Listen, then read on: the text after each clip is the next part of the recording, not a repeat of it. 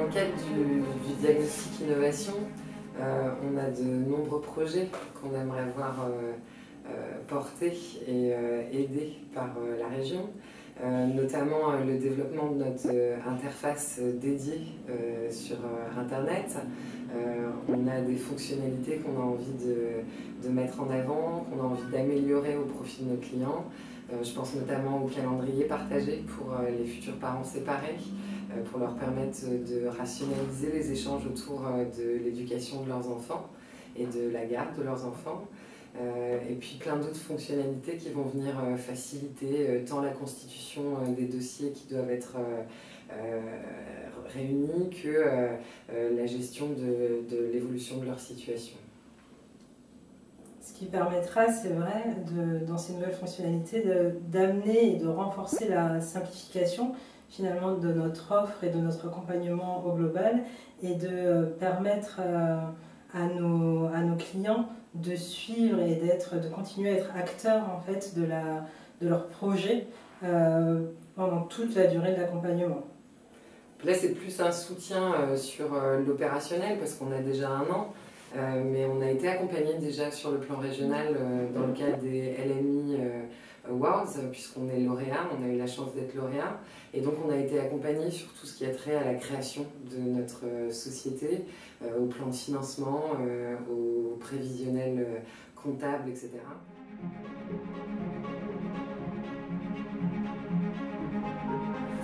Au niveau des nouvelles perspectives de développement par rapport à l'agence OSS, qui en fait, il faut entendre déjà cette agence au-delà de onsesépare.com comme l'agence qui accompagne les changements de vie. On a bien sûr le cœur d'activité qui est en termes d'opérationnalité depuis 1 an en pleine... on aiguise finalement l'offre toujours par rapport aux besoins des clients qui sont exprimés. Et au-delà de ça, ça nous a permis aussi de mettre en avant une nouvelle offre de service qui s'appelle onfaitlepoint.fr et qui permet de faire, pour des couples, de faire un point en situation de crise. Parce que tous les couples, on s'en est aperçu toujours en écoutant de manière active nos clients, tous nos couples ne sont pas en situation de séparation et de divorce en tant que tel.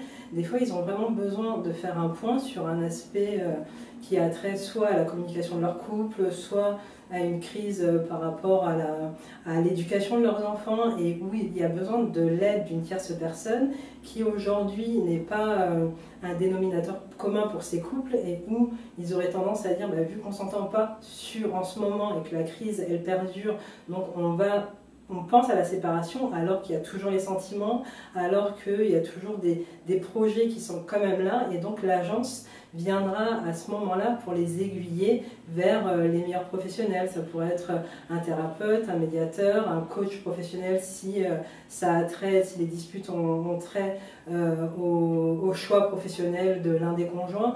Donc on a vraiment une offre centrée qui continue à se consacrer au bien-être du couple, qu'ils soient en situation de séparation quand c'est leur choix. Donc là, ça sera onsesépare.com, mais à une autre offre de service qui est onfaitlepoint.fr pour venir les aider par rapport à une attente bien déterminée.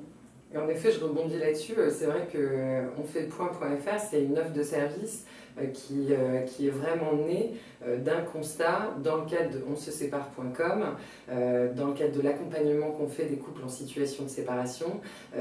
Pour nombre d'entre eux, on s'est rendu compte qu'ils n'étaient pas au stade de la prise de décision ferme et définitive de se séparer, et qu'il y avait un réel besoin de faire le point ensemble sur leur situation pour éventuellement continuer. Donc c'est une nouvelle offre de service de l'agence OSS.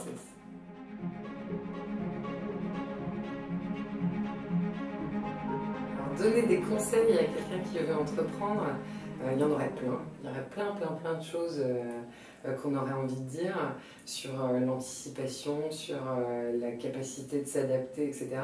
Moi, si vraiment je devais retenir 2 choses, la première, ce serait penchez-vous sur le besoin du client. fonctionner par itération, au sens je m'approche au plus près de ma future clientèle pour savoir non seulement quelles sont ses attentes, mais comment on peut y répondre au mieux. Donc fonctionner toujours par itération, c'est-à-dire expérience client, ajustement de votre offre de service ou de votre produit à votre future clientèle. Ça c'est le premier conseil que je donnerais. Et le deuxième, ménagez-vous parce que ça demande beaucoup d'endurance d'entreprendre. Mais s'il fallait en rajouter juste une, parce que les recommandations sont diverses, c'est aussi vous tenir et vraiment en adéquation par rapport à vos valeurs et à vos objectifs de base. Le chemin vers la création d'entreprise fait que votre entreprise va toujours évoluer, de l'idée au projet, après en fonction du chiffre d'affaires qui vient rapidement ou pas, mais il faut toujours, dans des périodes de doute ou de satisfaction extrême, ce que je souhaite à tout créateur, c'est de garder ses valeurs de départ en tête et de voir à quel point la concrétisation des objectifs est factuelle pour continuer à répondre finalement aux besoins de vos clients et à un service qu'en tant que créateur, vous avez conçu et réfléchi pendant des périodes des fois très longues. Donc oui, il faut de la persévérance, il faut être en adéquation par rapport à son projet et suivre vraiment le besoin et les attentes des clients. Et bien s'entourer. Bien s'entourer, parce qu'on n'est pas capable de tout savoir faire. Donc il faut mettre autour de soi des personnes en compétence et en complémentarité.